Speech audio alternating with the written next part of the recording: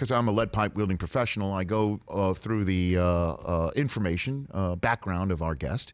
And I knew he played for Mariucci because he was the subject of one of the greatest Mariucci stories that's ever been told, but very rarely in public. And he was also, I do believe, in the Rose Bowl building when I was there covering the University of Michigan's loss to his USC Trojans. Whoa. In Bo Schembechler's final game. He now portrays Andre the Giant in Young Rock that airs tonight every Tuesday on NBC at 8 p.m. Eastern Time. Also available on Peacock the next day. We're available on Peacock every day from 12 to 3 Eastern. Matthew Willig here on the Rich Eisen Show. How are you, bud? I was just trying to order a pizza and got put on hold. I don't know what's going on. What can I get you? What can I get you, Matthew? What can I get you? Extra meat and well done. That's all I want. Extra meat and well done. Crispy. Excellent. By the way, how's that for a bullish order? That sounds. How are you, Rich? It's great to be back on your show. Great to have you back here. In the studio. Thank you, though. No, it's all good, brother. It's all good to have you here, and there's so much to hit you on about this show, and we'll hit on that in a second. Is that accurate? Were you on the USC team that beat Bo Schembechler in his final game? Yeah. I think we talked about that last time I was in, but it was I think it was Bo's last year, if I believe. It was Bo's last game, Matthew. It's Bo's last game, and Bo uncorked a fake punt with 3 minutes to go, and it was called back due to holding, a penalty that I still don't know actually existed. To be quite frankly with you. You know what? I have personal experience with those types of things, getting flags for no reason. I can appreciate it.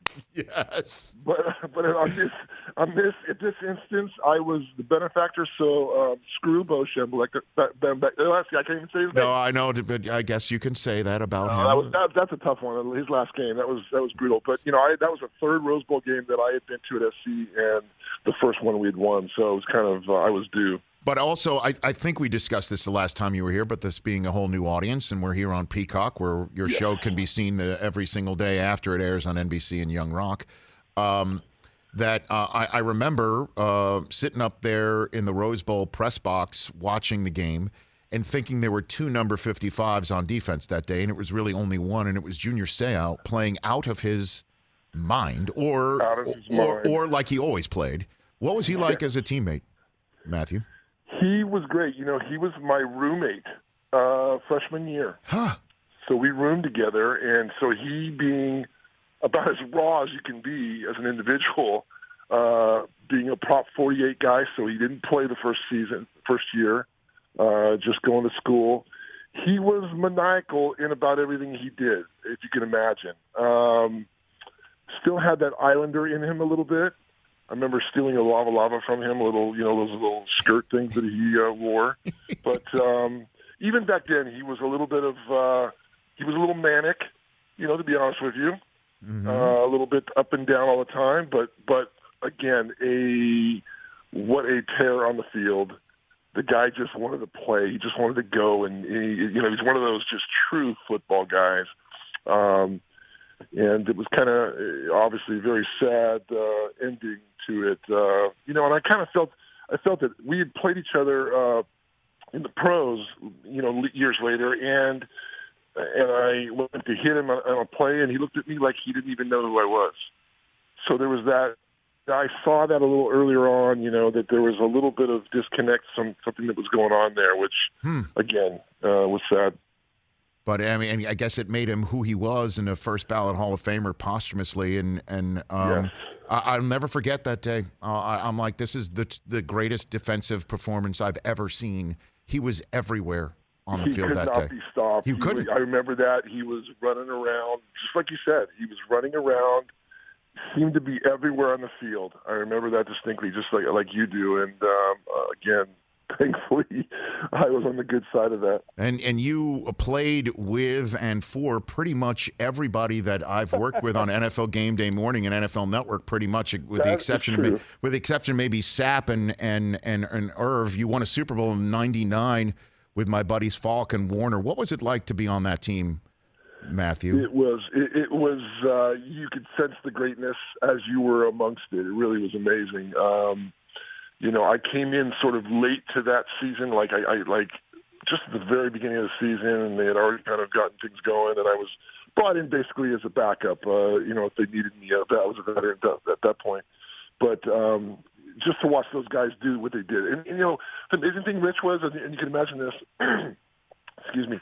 that just just watching them practice, Right. was impressive because, let's face it, we had a pretty good defense as well.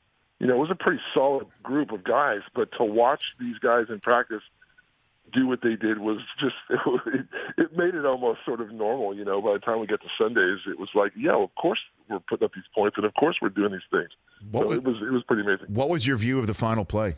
Where were you in relation to? I was pretty close to Coach Vermeil. Mm-hmm. And there was a little bit of it was kind of blocked a little bit, because of the players on the field. Yep. And so there was this feeling of what happened. Did he get one of those things? And I remember I think you see in the video of the game, everybody was sort of inching towards the field, going, "We know it's over, but are we excited or are we not?" And then we finally realized that he was stopped, and it was pretty great. What a great feeling. 1 yard shy. Matthew Willig here on the Rich Eisen Show. Give me your best mooch story. Give me your best one, and then we'll turn to your acting career in a second. Oh God! Come on, give me a great mooch story. Here. Come on now. It's funny. I was telling somebody this morning. I was like, I need a good story for Rich, and I'm not sure I have another good story. Listen, Mooch was great. I said at the time, way back when, that he was my favorite coach. He really was. Love it. He was a guy that, as a veteran, he came in and he loved the O-line. He loved our O-line specifically.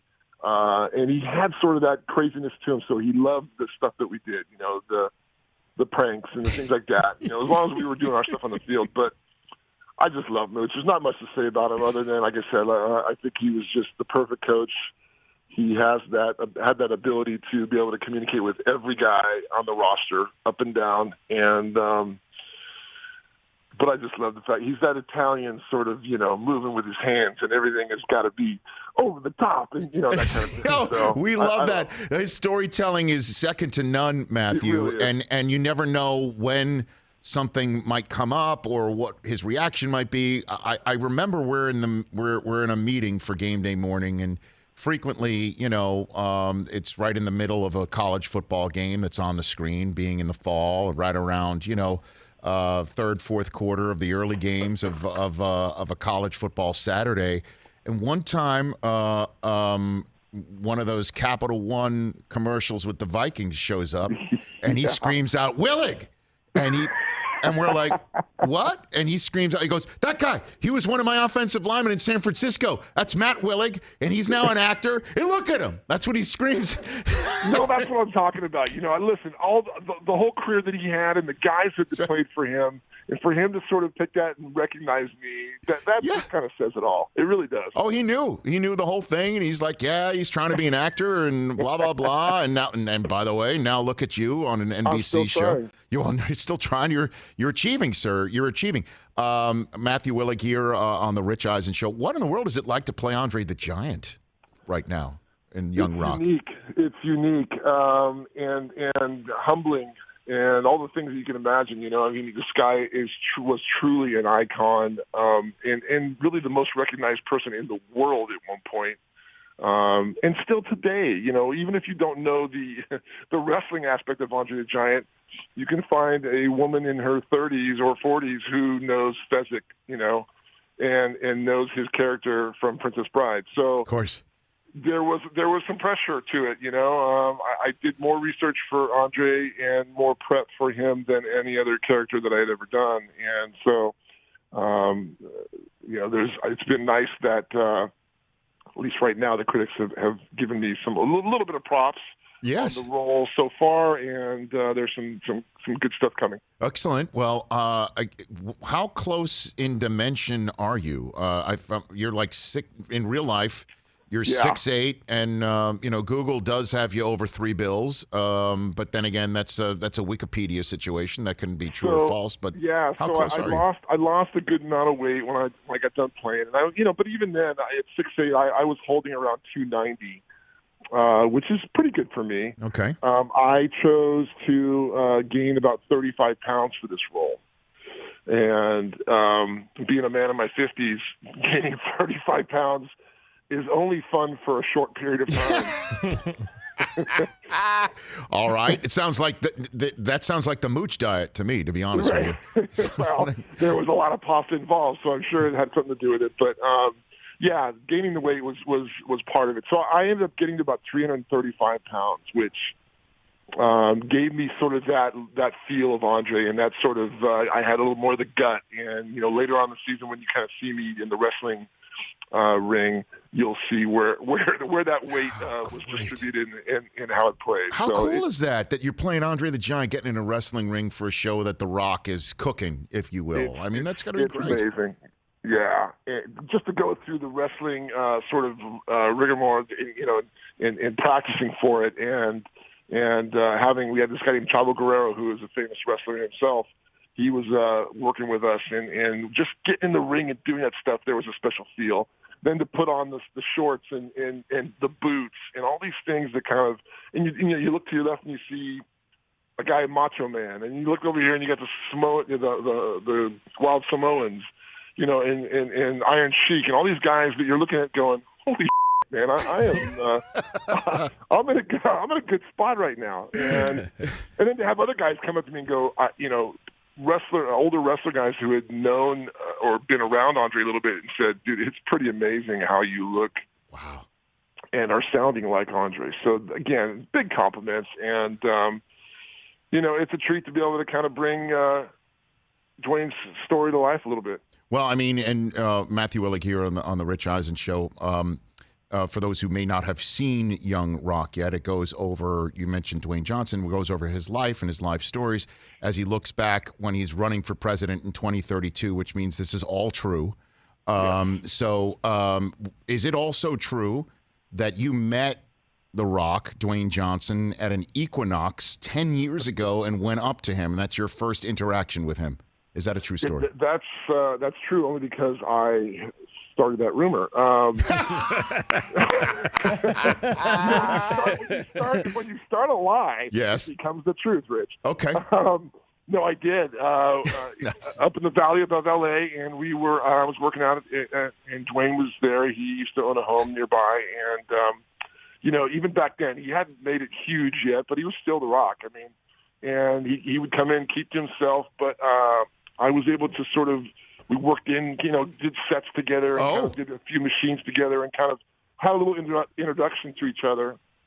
And I had just had my sort of big movie, first big film, The Year One, with Jack Black coming out, and I pulled him aside and picked his brain a little bit and said, "Hey, I'm trying to kind of, raise my status as an actor in the biz, and what do you think about this?" And I just kind of threw a couple questions out to him, and he was very sweet to me, and didn't give me the brush off, and answered a couple questions. And,